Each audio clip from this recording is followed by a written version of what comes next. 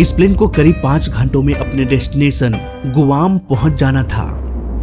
Guam में तेज बारिश हो रही थी। एटीसी ने तो कह दिया कि आप रनवे 06L पर लैंडिंग कर सकते हैं, फिर भी एटीसी को पता ही नहीं होता कि प्लेन अभी कहाँ है।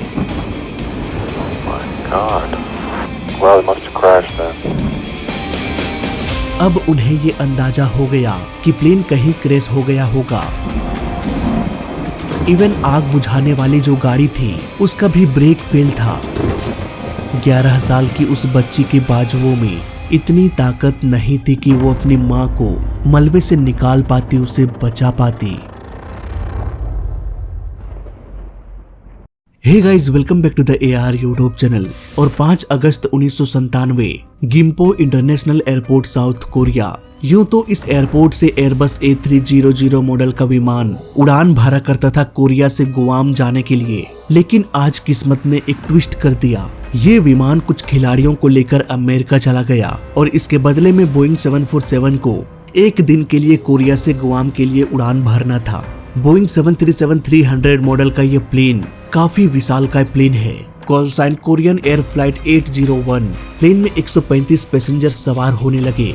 19 क्रू मेंबर्स भी थे, जिनमें से 3 क्रू को प्लेन उड़ाना था। उन दिनों प्लेन में खाने पीने के सामानों के अलावा शराब भी ऑफर की जाती थी। इस शराब की वजह से आगे चल के बहुत बड़ा हादसा भी होने वाला था। खैर, खाने पीने के सामान को लोड करने के बाद plane Gimpo international airport, South Korea से Antonio B international airport Guam के लिए उड़ान भरने के लिए तैयार हो गया। इस प्लेन को 42 वर्षीय कैप्टन पार्क योंग उड़ा रहे थे। इनके पास करीब 9000 फ्लाइट आवर का एक्सपीरियंस था। इन्होंने करीब 3000 घंटों तक बोइंग 747 को उड़ाया। ये काफी माहिर पायलट थे। हाल में ही इनके प्लेन का इंजन फेल हो गया था। हालांकि इसके बावजूद भी इन्होंने प्लेन को सुरक्षित लैंड करा दिया। इसके लिए उन्हें सेफ्टी अवार्ड भी मिला। इस फ्लाइट से पहले इन्होंने दुबई के लिए उड़ान भरा था। इसके तुरंत बाद उन्हें कोरियन एयर फ्लाइट 801 को उड़ाना था। वो ठीक से आराम भी नहीं कर पाया, लेकिन क्या ही करे, ड्यूटी है तो ड्यूटी करना ही पड़ेगा। को पायलट 40 वर्षीय योंग थे। इनके पास 4000 फ्लाइट आवर का एक्सपीरियंस था। इन दोनों के अलावा एक फ्लाइट इंजीनियर भी थे। रात के करीब 9 बजे कोरियन एयर फ्लाइट 801 उड़ान भरा।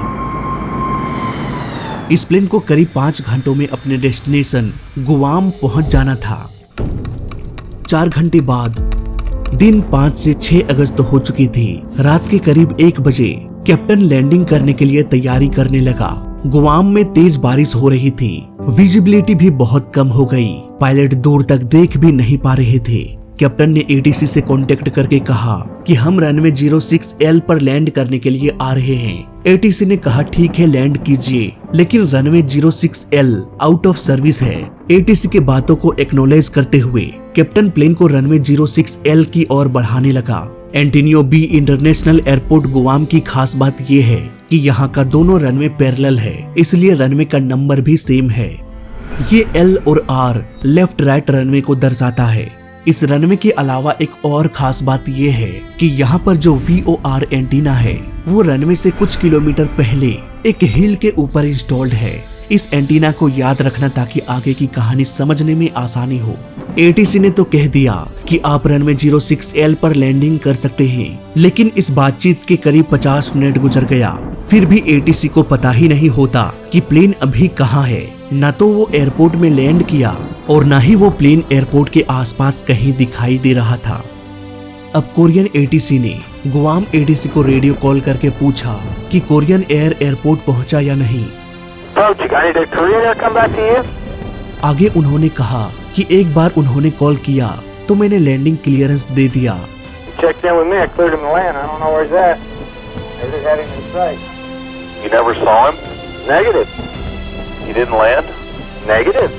अब उन्हें ये अंदाजा हो गया कि प्लेन कहीं क्रैश हो गया होगा।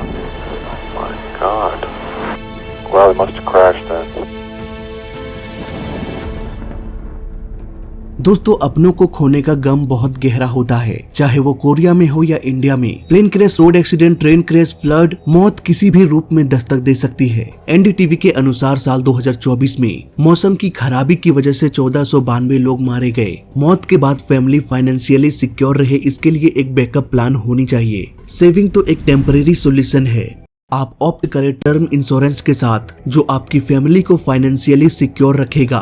टर्म इंश्योरेंस एक प्योर फॉर्म ऑफ इंश्योरेंस है। आपको कुछ हो गया तो ये आपके फैमिली को प्रोटेक्ट करेगा।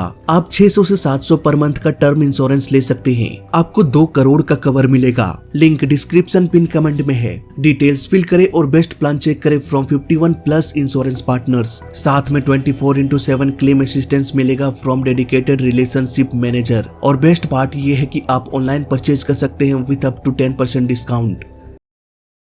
उधर फायर फाइटर्स की टीम को एक कॉल आया कि निमिट्ज हिल में भीषण आग लग गई है। यहाँ कोई प्लेन क्रैश हो गया है। क्रैश लोकेशन के ठीक कुछ मीटर की दूरी पर एक पतली रोड गुजरती है। रास्ते में गुजर रहे लोगों ने साफ साफ देखा। इसके बाद ये बात फैल गई और तब जाके एटीसी को होश आया। इवन आग बुझाने वाली जो गाड़ी थी उसका भी ब्रेक फेल था। ड्राइवर ने बोला पहले गाड़ी ठीक करना पड़ेगा। उधर घटना स्थल पर लोग जल रहे थे, जिंदा आग में झुलस रहे थे। 11 साल की एक बच्ची रिका अपनी माँ के साथ सफर कर रही थी। हादसे की वजह से उसकी माँ मलबे में फंस गई, लेकिन उनकी बेटी अच्छी कंडीशन में थी। 11 साल की उस बच्ची के बाजुओं में इतनी ताकत नहीं थी कि वो अपनी माँ को मलबे से निकाल पाती, उसे बचा पाती। आग लगातार बढ़ती जा रही थी। उसकी माँ को समझ में आ गया कि अब वो नहीं बच पाएगी, इसलिए वो बोली कि बेटा यहाँ से भाग जाओ और अपनी जान बचाओ। बच्ची भागती रही, आग भी बढ़ती रही। रिका की जान तो बच गई, पर उसकी माँ की मौत आग में जलने से हो गई। इन लाइंस को लिखते वक्त मेरे हाथ कांप रहे थे। पता नहीं उस छोटी सी बच्ची ने ऐसे मंजर को कैसे फेस किया होगा। इस हादसे में और 5 बच्चों की जान बची, जिनकी उम्र लगभग 2 साल या उससे भी कम की थी। अब भी प्लेन धू धू करके चल रहा था। फायर फाइटर्स की गाड़ियां आ तो गई थी, पर क्रैश की वजह से रोड की साइड ऑयल पाइप फट जाने की वजह से रोड जाम हो चुका था। इन लापरवाहियों की वजह से दर्जनों लोग मारे गए। हादसे में लगी आग करीब 8 घंटों तक जलती रही। सुबह की ये कुछ तस्वीरें हैं। यहाँ भी हम देख सकते हैं मलबे से धुआं उठते हुए। एक हेलीकॉप्टर पायलट थे जो इस हादसे में बच निकले। इन्होंने एक चौंकाने वाला खुलासा किया। इन्होंने कहा कि प्लेन में शराब की बोतलें थी। क्रैश के बाद शराब कैबिन में फैल गई और अल्कोहल में बड़ी तेजी से आग लगती है। अगर ये प्लेन में नहीं होता तो शायद थोड़ा और वक्त मिल जाता। लापरवाहियां तो बहुत सारी हुई, पर इन सब के पीछे सबसे बड़ा सवाल ये था कि प्लेन कैसे हिल से टकरा गया। आइए सब कुछ समझते हैं इन्वेस्टिगेशन में। इस केस की इन्वेस्टिगेशन की शुरुआत करते हैं हादसे के 1 घंटे पहले से, जब ये प्लेन लैंडिंग करने के लिए एयरपोर्ट के डायरेक्शन में बढ़ रहा था। यहाँ पर प्लेन को कैप्टन उड़ा रहे थे, वहीं को पायलट और इंजीनियर इंस्ट्रूमेंट्स पर नजर रखे हुए थे। तेज बारिश की वजह से विजिबिलिटी भी बहुत कम थी। कैप्टन ने एटीसी से कहा कि हम रनवे 06L पर लैंड करेंगे। एटीसी ने कहा ठीक है, पर runway 07L out of service है। शायद कैप्टन ने इस बात को ठीक से नहीं सुना और उन्होंने ये समझ लिया कि रनवे चालू है। आगे एटीसी के साथ इस बारे में कोई भी डिस्कशन नहीं हुआ। एंटोनियो बी एयरपोर्ट में 2 पैरेलल रनवे है, इसलिए दोनों का रनवे सेम है। यहाँ L और R लेफ्ट राइट को इंडिकेट करता है। रनवे 06L ऑपरेशनल नहीं था, तो एटीसी को साफ साफ इनकार कर देना चाहिए था कि आप L पर नहीं बल्कि R पर, यानी कि राइट साइड के रनवे पर लैंड कीजिए। लेकिन एटीसी खामोश रहा। लेफ्ट साइड के रनवे में ग्लाइड स्लोप का कुछ काम चल रहा था, इसलिए ग्लाइड स्लोप ऑपरेशनल नहीं था। लेकिन ऐसा भी नहीं है कि अगर ग्लाइड स्लोप ऑपरेशनल ना हो तो प्लेन का उतरना ही इम्पॉसिबल हो जाएगा। प्लेन बिना ग्लाइड स्लोप के भी आराम से लैंड कर सकता है। आसान भाषा में कहें तो एयरपोर्ट में ILS होता है, यानी कि इंस्ट्रूमेंट लैंडिंग सिस्टम। इसमें दो मुख्य कंपोनेंट होता है। पहला लोकलाइजर, ये प्लेन को रनवे के सेंटर में ले आता है, लेकिन सिर्फ सेंटर लाइन में आने से प्लेन लैंड नहीं कर सकता। प्लेन की ऊंचाई को भी मेंटेन रखना पड़ेगा। इसके लिए काम आता है दूसरा कंपोनेंट, ग्लाइड स्लोप। ये ग्लाइड स्लोप करता ये है कि कब कहाँ प्लेन का एल्टीट्यूड कितना होना चाहिए, किस रफ्तार से प्लेन की ऊंचाई कम होनी चाहिए, ये सब कुछ ऑटो पायलट खुद कर लेता है। जैसे ही प्लेन इसके रेंज में आ जाता है तब। नाउ बात करते हैं फ्लाइट 801 की। यहाँ पर रनवे 06L में लोकलाइजर तो था, यानी कि प्लेन का ऑटो पायलट प्लेन को सेंटर लाइन में ले आता, लेकिन ग्लाइड स्लोप वर्किंग में नहीं था। It means autopilot plane की ऊंचाई को कंट्रोल नहीं कर सकता था। ऐसे केस में पायलट नॉन प्रिसीजन अप्रोच करके लैंडिंग कर सकते हैं। नॉन प्रिसीजन अप्रोच में पायलट प्लेन के एल्टीट्यूड को खुद मेंटेन करते हैं। इसे मेंटेन करने के लिए पायलट के पास ये जानकारी होनी चाहिए कि कब कहाँ प्लेन की ऊंचाई कितनी रखनी है। ऐसे में VOR एंटीना इनकी मदद करता है। ये एंटीना बताता है कि प्लेन और एंटीना की दूरी कितनी है। इसके अलावा पायलट के पास नॉन प्रिसीजन अप्रोच चार्ट होता है, जिसमें साफ साफ लिखा होता है कि VOR एंटीना से कितनी दूरी पर प्लेन का एल्टीट्यूड कितना होना चाहिए। साफ शब्दों में कहें तो VOR एंटीना एक तरह से ग्लाइड स्लोप का भी काम करता है। बस फर्क इतना होता है कि ग्लाइड स्लोप में प्लेन का ऑटो पायलट खुद प्लेन को नीचे ले आता है, वहीं VOR एंटीना में पायलट्स को मैन्युअली ही प्लेन को नीचे लाना पड़ता है। दोनों ही तरीका सेफ है। जब ILS सिस्टम नहीं था, इवन आज भी बहुत सारे एयरपोर्ट्स में ILS सिस्टम नहीं होता, तो वहां भी VOR एंटीना की मदद से नॉन प्रिसीजन अप्रोच करके प्लेन को उतारा जाता है। अब इतना समझने के बाद बात करते हैं कोरियन एयर फ्लाइट 801 की। जैसे ही ये प्लेन ILS के रेंज में आ गया, लोकलाइजर ने अपना काम करना शुरू कर दिया और ये रनवे के सेंटर लाइन में आ गया। अब क्योंकि ग्लाइड स्लोप वर्किंग कंडीशन में नहीं था, इसलिए कैप्टन को मैन्युअली ही प्लेन को नीचे लाना था, लेकिन उन्हें तो ये पता ही नहीं था कि ग्लाइड स्लोप बंद पड़ा हुआ है। इसके बाद ये प्लेन रनवे की ओर नहीं बल्कि मौत के मुंह में जाने लगा। प्लेन अपना एल्टीट्यूड खोता गया, पर कैप्टन के साथ साथ दोनों पायलट का ध्यान इंस्ट्रूमेंट्स पर नहीं गया। कैप्टन के लैंडिंग चार्ट में मिनिमम सेफ एल्टीट्यूड लिखा होता है, जो कि 1440 फीट था, यानी कि लैंडिंग करते वक्त प्लेन को 1400 फीट से नीचे नहीं लाना है। अगर इसके नीचे आ गया तो हो सकता है ये प्लेन हिल से टकरा जाएगा। लेकिन कैप्टन को जो चार्ट दिया गया था वो आउटडेटेड था। उसमें मिनिमम सेफ एल्टीट्यूड 1300 फीट लिखा हुआ था। गलती यहीं तक नहीं थी। अगर ये प्लेन 1300 फीट के एल्टीट्यूड पर भी होता तो ये प्लेन बच जाता, लेकिन ये 1000 फीट से भी नीचे आ गया और कॉकपिट में बैठे तीनों पायलट इस बात से अनजान थे। मौसम खराब की वजह से वो बाहर देखकर भी ये अंदाजा नहीं लगा पा रहे थे कि आगे कोई पर्वत है और जल्द ही हम वहां टकराने वाले हैं। ATC की ये जिम्मेदारी होती है कि जब प्लेन लैंड कर रहा हो तो वो अपने रडार में मॉनिटर करे कि प्लेन का पोजीशन क्या है, खासकर तब जब प्लेन नॉन प्रिसीजन अप्रोच कर रहा हो। लेकिन ATC किस दुनिया में था। अगर वो एक बार भी रडार की ओर देख लेते तो ये हादसा टल सकता था, पर लापरवाह ATC इतना लापरवाह निकला कि लगभग 1 घंटा गुजर गया।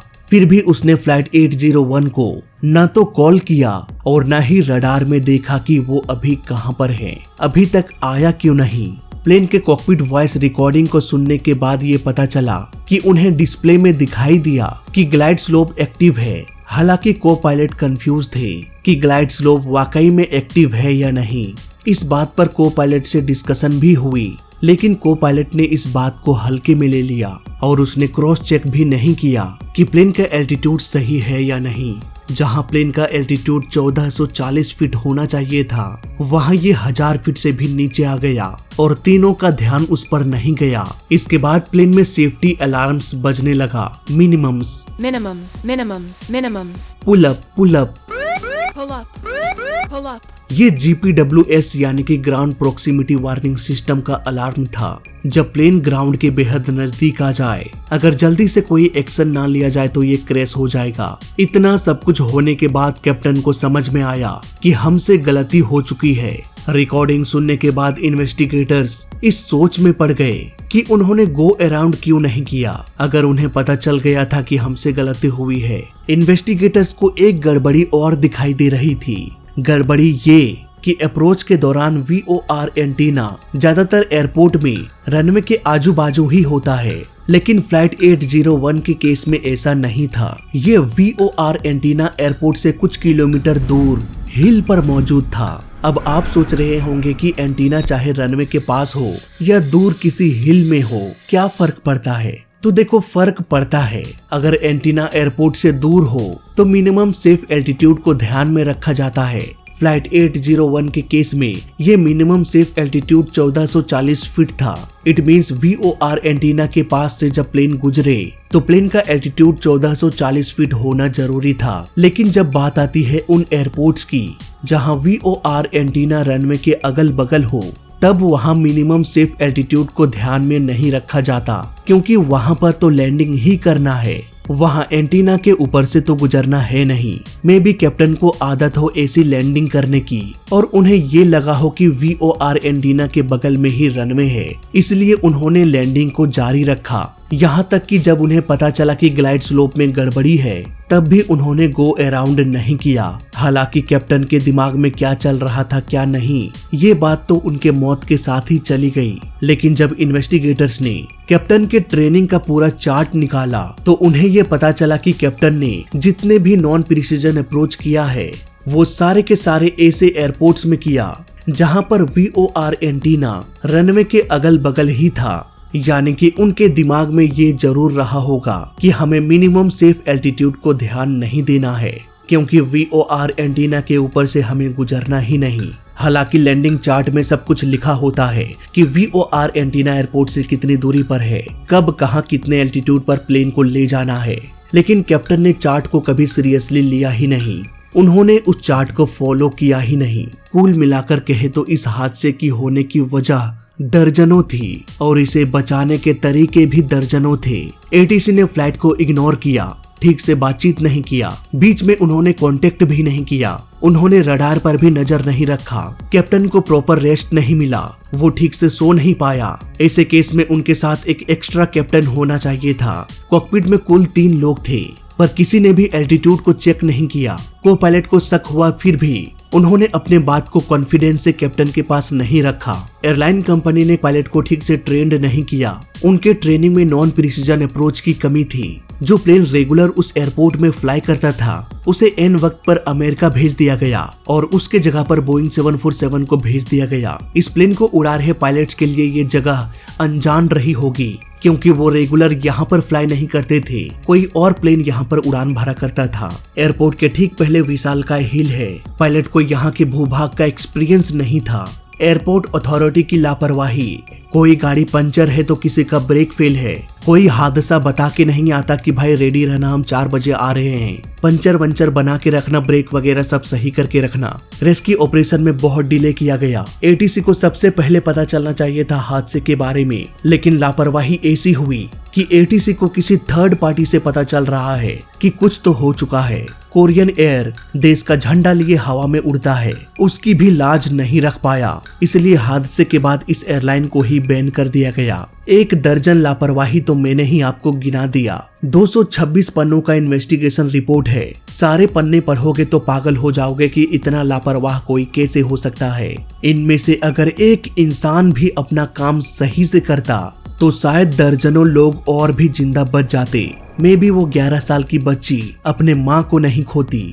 आज भी वो VOR एंटीना पहाड़ी में मौजूद है और इसी के ठीक नीचे जहां प्लेन क्रैश हुआ था, वहां सारे पैसेंजर्स की याद में एक स्ट्रक्चर बनाया गया है। हर साल लोग यहां आते हैं उन्हें श्रद्धांजलि देने के लिए। साल 1997 का तो छोड़ो, आने वाले 2025 में भी लाइफ का कोई भरोसा नहीं। जितनी तेजी से विकास हो रहा है उतनी तेजी से मौत भी हो रही है। इसलिए प्लान करें अपने फैमिली के लिए। कल अगर आप ना रहे तो आपकी फैमिली सिक्योर रहेगी। लिंक डिस्क्रिप्शन पिन कमेंट में है। बेस्ट प्लान चेक करें विद 51+ इंश्योरेंस। तो इस वीडियो में अभी तक के लिए बस इतना ही। वीडियो बनाने में बहुत मेहनत लगती है, तो इसलिए वीडियो अच्छा लगा तो लाइक कर देना, बुरा लगा तो डिसलाइक कर देना, और दोनों ही केस में चैनल को सब्सक्राइब कर देना, क्योंकि इस चैनल में सीखने के लिए बहुत कुछ है। तो मैं मिलता हूँ आपसे अगली वीडियो में, तब तक के लिए देखते रहिए और सीखते रहिए। जय हिंद, वंदे मातरम।